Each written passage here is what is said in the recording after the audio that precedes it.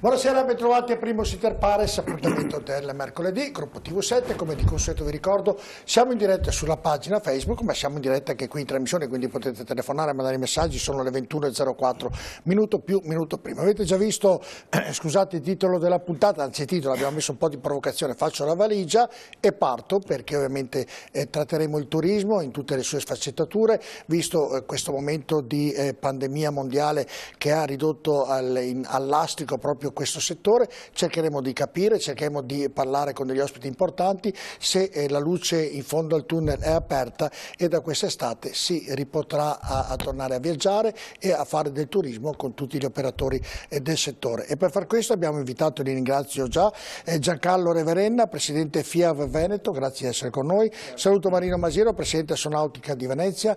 Grazie anche a Andrea Colasio, assessore al turismo del Comune di Padova, e a Emanuele Boaretto, presidente Federalberghi dell'Abano Terme delle Terme, insomma grazie. Grazie a Camillo Bozzo, direttore commerciale Aviation Gruppo Save, grazie a noi, e grazie anche a Antonio Piccolo, presidente consorzio promozione turistica di Padova. Grazie davvero a tutti di essere qui. Buonasera Dennis dalla redazione. Ovviamente anche da parte mia a tutti i nostri telespettatori ricordo che possono ovviamente interagire con noi alla nostra trasmissione chiamandoci allo 049 80 77753 oppure mandandoci un SMS al 366 229 1811. Hai visto Dennis che giacca che ha il nostro Mason collegato questa sera, è davvero alla moda. E saluto ovviamente, ci fa sempre piacere, Renato Mason, segretario della CGA di Mestre. Buonasera segretario, grazie di essere con noi. Buonasera a tutti. Sentiamo, non ho sentito bene l'audio.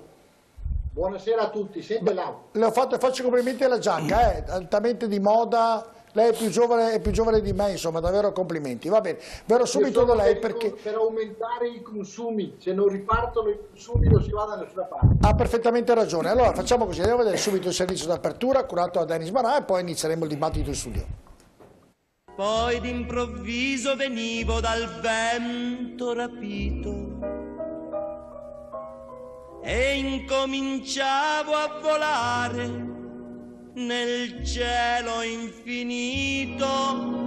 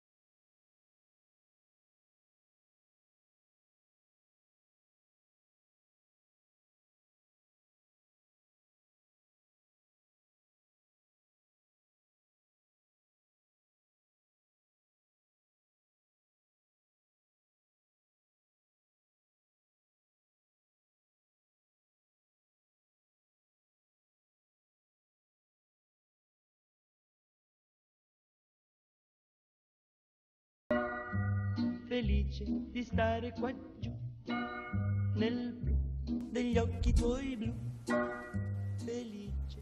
Abbiamo lasciato il blu in segno di speranza, anche solito al verde, in questo momento abbiamo lasciato il blu. Ovviamente ci sono molte aziende in difficoltà, dagli albergatori alle agenzie di viaggio, all'aeroporto di Venezia, al turismo a Padova. Ovviamente parleremo del Rupicta questa sera, parleremo anche della mostra della nautica di Venezia, ci saranno molte cose da raccontare, però prima vado da Mason, se mi dà un attimino di numeri per quanto riguarda gli addetti ai lavori che riguardano il turismo nella nostra regione e dei numeri ovviamente in prospettiva. Se questi numeri, visto che la pandemia sta quasi terminando, tocco ferro e dico questo, spero sia così perché la speranza è questa, ci sarà davvero la luce, come dicevo prima, in fondo al tunnel.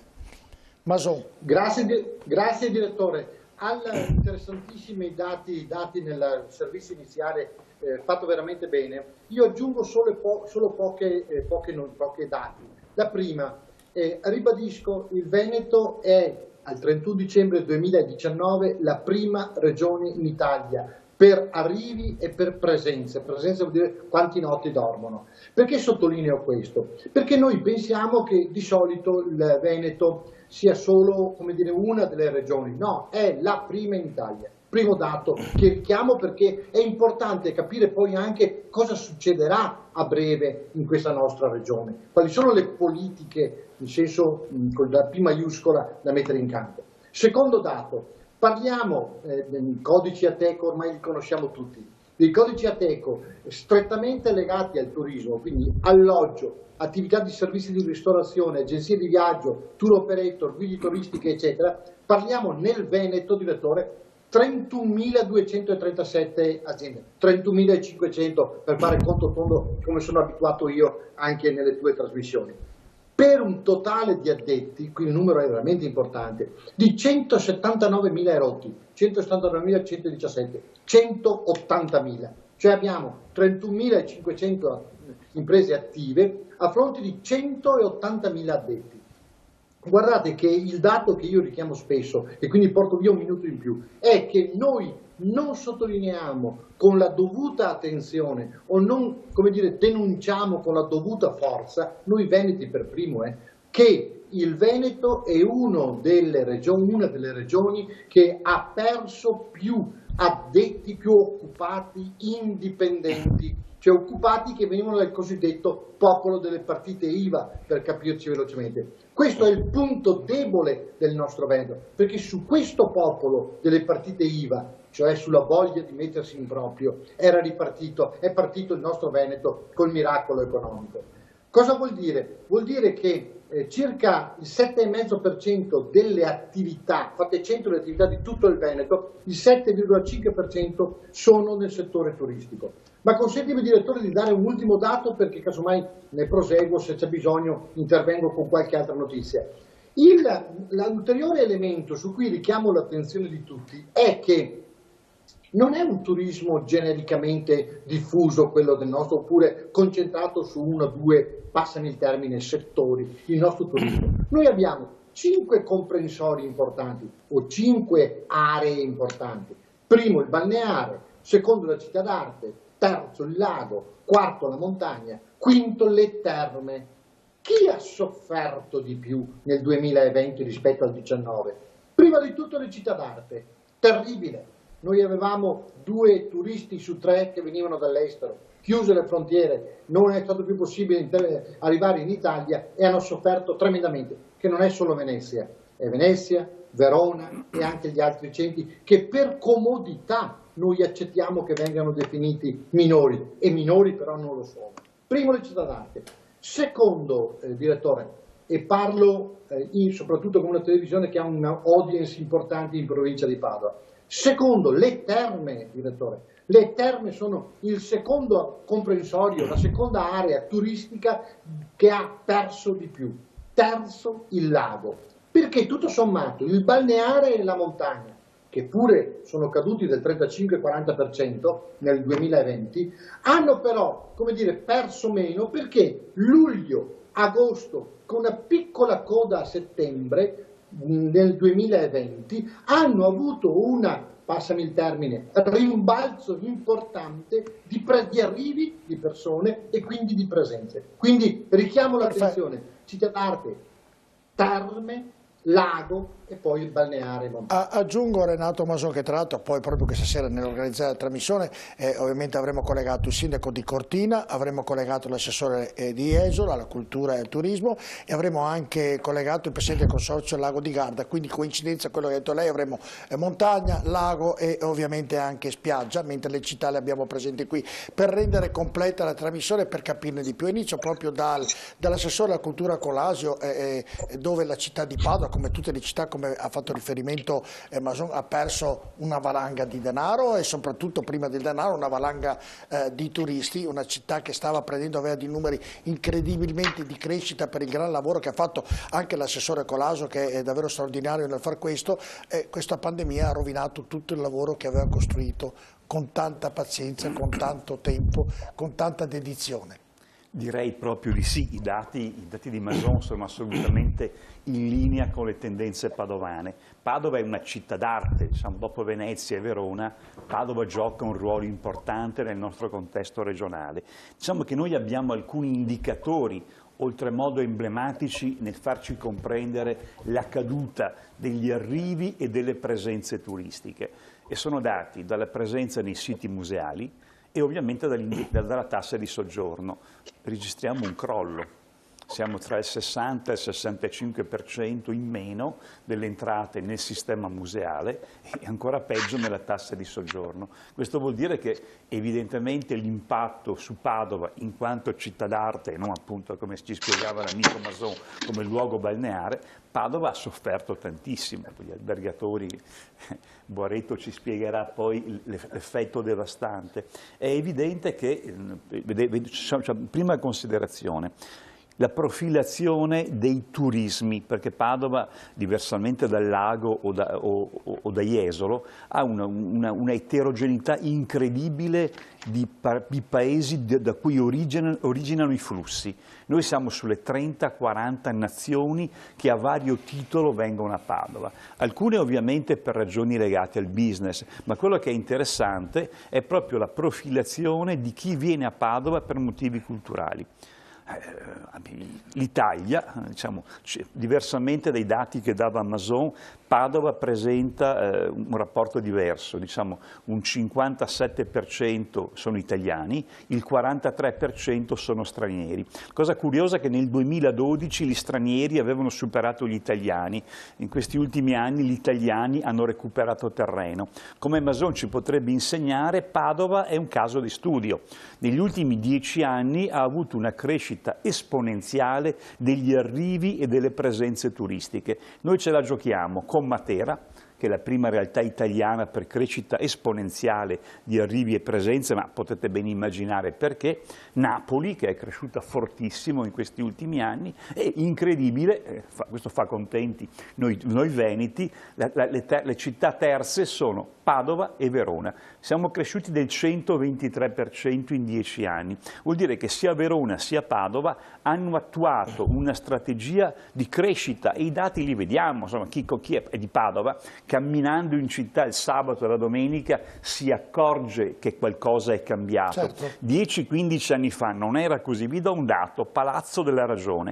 Palazzo della Ragione facevamo 40.000 presenze 15 anni fa, siamo arrivati a 170.000. Pensatevi che la Cappella degli Scrovegni oggi, nel contesto padovano, rappresenta 340.000 presenze all'anno. Noi nel 2019 avevamo toccato cifre record. Ecco, per una piccola media città d'arte come Padova, diciamo che noi abbiamo 1.675.000 presenze e gli arrivi ovviamente sono poco meno di 700.000. Però, assessor Colasio, e chiedo ovviamente a tutti, dei numeri disastrosi, ormai li conosciamo, conosciamo benissimo quelli dell'aeroporto, conosciamo gli alberghi. No, per quelli di Boareto, guardi, e credo che ormai tra poco presenta lui le mie trasmissioni, da quante volte è venuto a trovarmi, e quindi lo ringrazio anche per questo, dalle agenzie di viaggio, tutte. Io vorrei questa sera, visto che sembrerebbe, uso il condizionale, che ci sia la luce in fondo a questo tunnel per l'estate,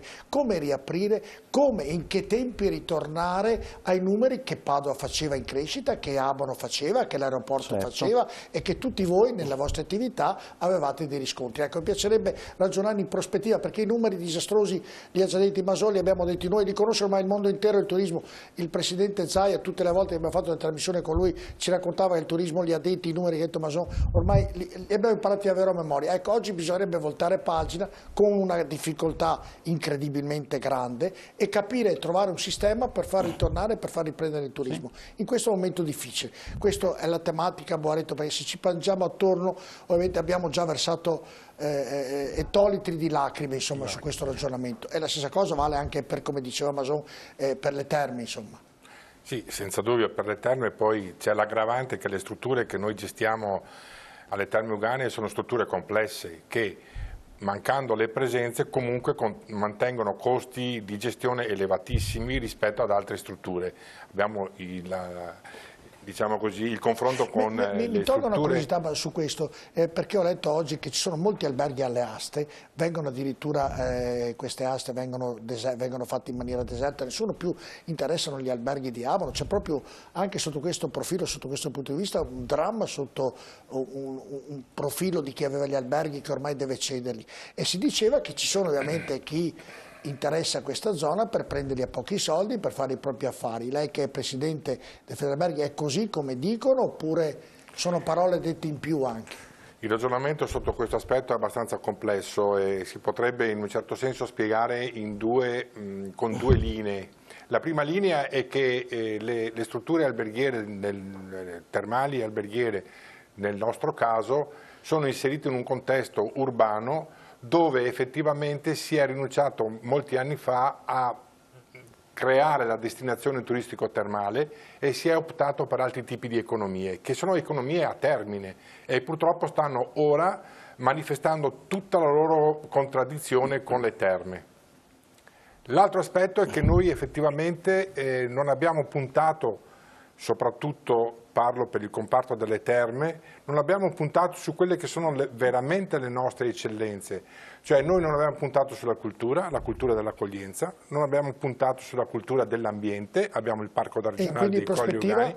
La prospettiva è proprio puntare su questo, sulla cultura, sull'architettura, su quello che noi abbiamo ereditato dal passato, ma che dobbiamo assolutamente rinnovare, ringiovanire, diciamo così, e farlo diventare un patrimonio della gente che deve accogliere i nostri turisti facendoli sentire in un ambiente dove effettivamente le cure e il relax si sposano in una comunione con le persone, certo, che soprattutto dopo questi 15-16 mesi di pandemia si fa difficoltà ad intravedere. Faccio giro veloce con tutti perché poi il dibattito si aprirà.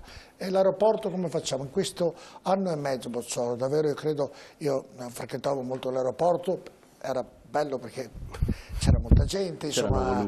Adesso mi raccontano poi degli amici che ci lavorano, è un disastro, vuoto completamente. Ecco, in prospettiva cosa pensate di fare per far riprendere, ovviamente far sì che questo aeroporto importante, uno dei più importanti, credo il terzo più importante d'Italia, una cosa che mi ha fatto arrabbiare, che l'ho detto diverse volte anche al Presidente Zaia, non arrabbiare, che dico che non c'è un treno che arriva in quell'aeroporto, che è un'assurdità incredibile, io mi auguro che prima o dopo succeda anche questo, è un aeroporto che purtroppo in questo periodo è fermo. Le prospettive quali sono, i progetti?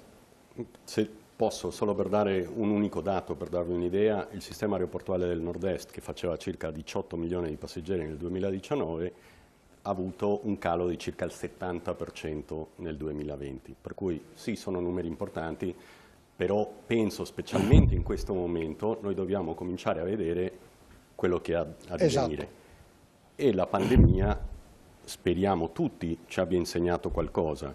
Ci ha insegnato che non possiamo più continuare a giocare ognuno per sé, che non possiamo continuare ad andare avanti guardando solo una città o una città che si paragona o ci paragoniamo, peggio ancora, ad altre città italiane. Noi stiamo giocando a livello mondiale, la pandemia lo ha fatto vedere, quello che accade in Cina o quello che accade in India ci impatta direttamente, per cui i nostri paragoni per il turismo è benissimo che stiamo crescendo, ma noi dobbiamo vedere quello che succede in Spagna, quello che succede in Francia. Vi do un paio di numeri. Noi nel mese di aprile avevamo da Venezia 22 destinazioni, a maggio siamo a 38, a giugno saremo a 70 e a luglio saremo a 96, per cui la macchina finalmente riparte. Perché riparte? Perché da una parte ci sono i vaccini e finalmente stanno funzionando e questo sarà un boost molto importante per il consumer confidence, che è quello che ci serve in questo momento. 1. Punto 2. Funziona quello che è il confidence da parte delle compagnie aeree, cioè le compagnie aeree cominciano a vedere che c'è movimento e quello che stanno dicendo tutti quanti è che c'è una forte domanda inespressa, che è un positivo. Qual è il problema? Che questo ha accorciato i tempi di prenotazione. Se qualcheduno prima prenotava con 2-3 mesi di anticipo, oggi prenota, questo lo dirà il Presidente della Fiat, prenota 5 giorni prima. Perché? Perché non riusciamo a dare regole certe di ingaggio. Senta Presidente, in questo suo ragionamento mi ha fatto le compagnie aeree, in quest'anno e mezzo che ovviamente non hanno volato, non per ritornare, altrimenti mi mangio le parole che ho detto prima, cioè come hanno fatto a continuare a tenere in piedi queste compagnie che hanno, dico EasyJet, dico Ryanair, dico quelle più conosciute, insomma tante altre che più piccole, Volotea e via discorrendo. Ecco, come sono riuscite a mantenere ugualmente questo reparto ancora intatto sotto un profilo economico, visto che sono fermi da 2 anni, da 1 anno e mezzo, insomma più o meno? Diciamo che le perdite che le compagnie aeree hanno raccolto in questi ultimi 12 mesi sono più alte dei guadagni degli ultimi 20 anni. E quindi come fanno? Fanno ovviamente, la prima cosa che è stata fatta è mettere a terra tutti gli aeromobili, ed è per quello quando la gente dice non ci sono voli perché francamente in questo momento non rende. È difficile, si parlava prima che è difficile raggiungere il centro-sud d'Italia. A partire da giugno con questo Green Pass che arriva in Italia adesso a maggio, arriverà in Europa da giugno, speriamo tanto che includa anche gli Stati Uniti, che sono un paese che ha cominciato a ripartire.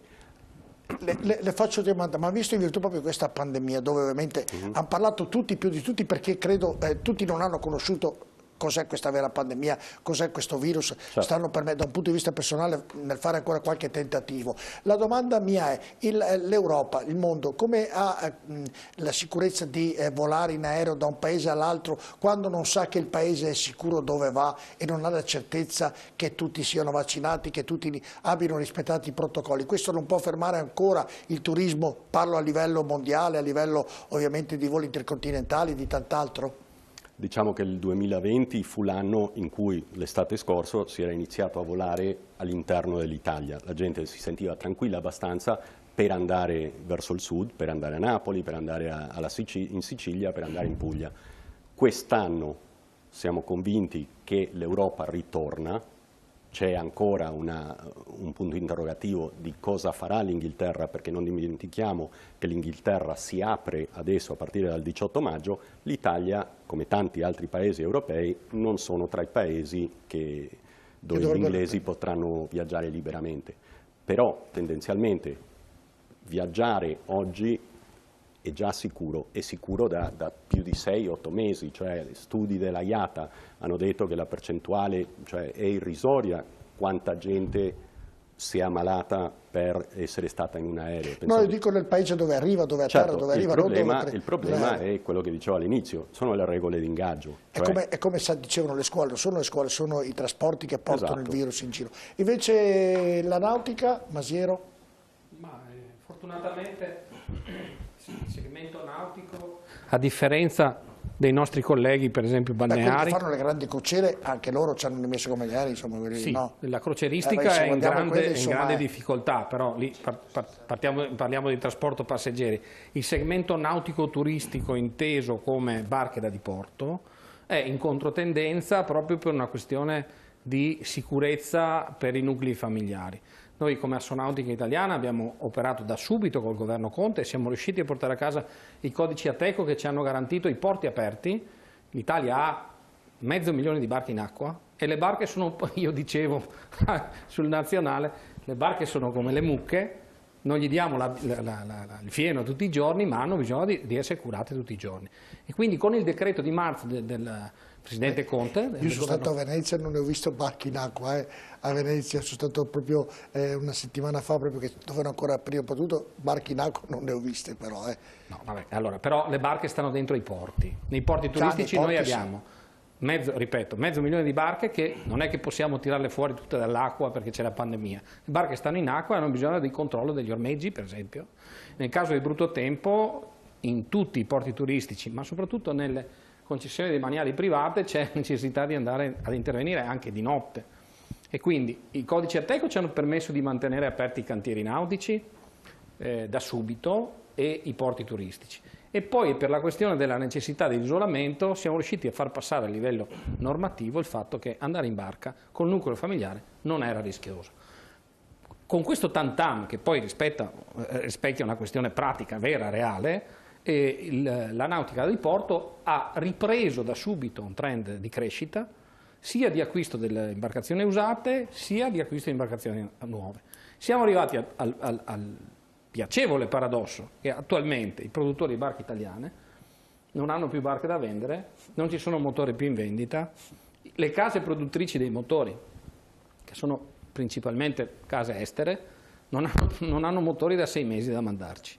Quindi il turismo nautico ha sofferto nel segmento del charter, quindi ha sofferto invece dal punto di vista turistico e passeggeri nella crocieristica. La crocieristica sta ripartendo adesso con una serie di controlli che partono addirittura 15 giorni prima di fare la crociera. C'è la possibilità di imbarcarsi, quindi l'invito è quello di andare, a chi ci vede, è di andare in crociera perché ci si va in sicurezza.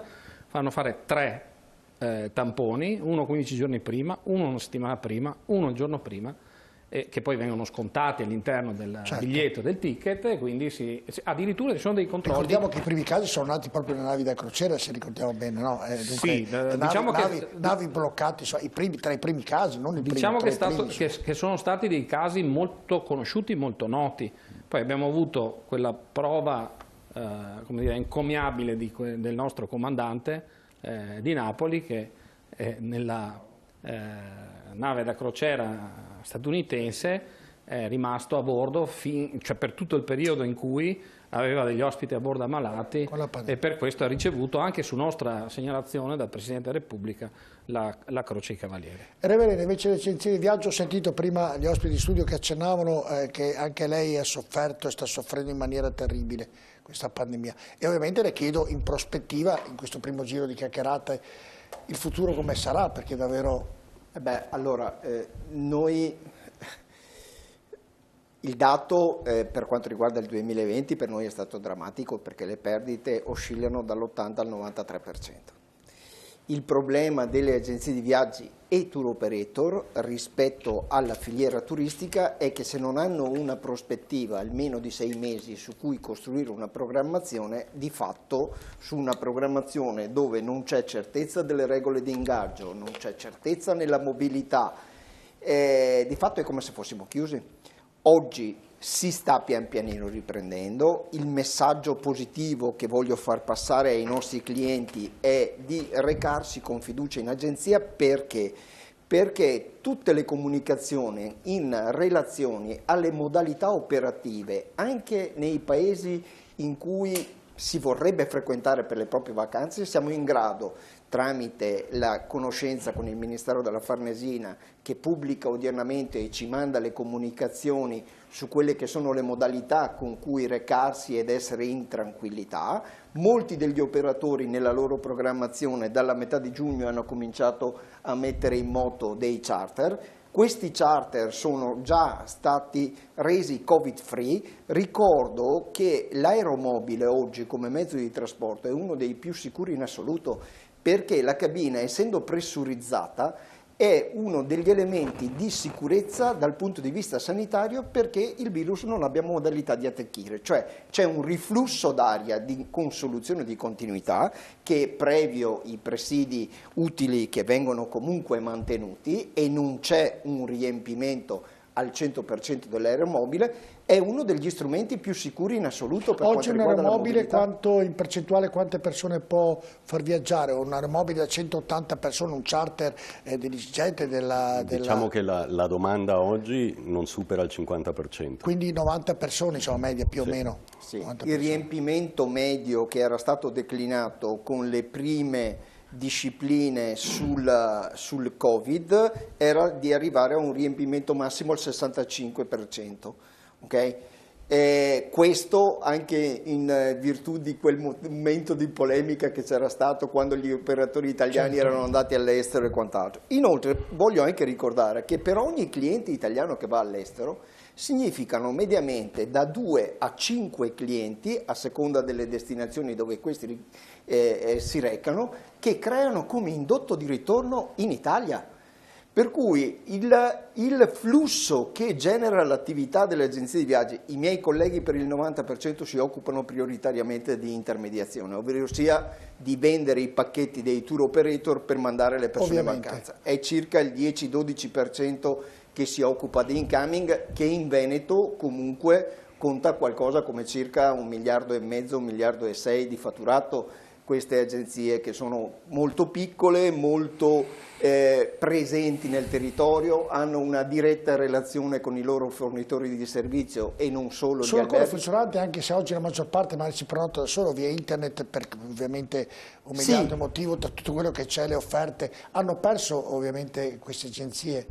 Hanno perso un po', sì, sicuramente sì, e soprattutto quando la declinazione della loro vacanza rimane in un'area che è l'area del turismo di prossimità. Se il turismo di prossimità è l'elemento di evoluzione maggiore della domanda, in agenzia gli ospiti non si recano. Noi poi viviamo in una regione per cui abbiamo la fortuna che in 100 km possiamo raggiungere tutto. Poi do la parola alla pubblicità, piccolo, perché deve spiegarmi, deve fare la promozione ovviamente turistica, che credo sia una delle cose più impegnative. Una delle cose che non sono riuscito a capire è, poi Mason quando vuole intervenire mi alza la mano che io lo vedo e le do la parola, e che ne parleremo dopo la pubblicità, e mi domando e chiedo se l'aereo deve tenere 90 persone, se ci sono tutti i protocolli da mantenere, ci sono 1000 modalità oggi per cercare di non prendere questo virus, e quindi c'è una riduzione di passeggeri nei vari compartimenti, dal nautica all'autobus, al tram, al treno, all'aereo. Mi domando come può coprire le spese un'azienda tipo un'azienda degli aerei, un'azienda per albergo, capito. Beh, ovviamente me lo dice dopo la pubblicità. Dopo la pubblicità. A tra poco.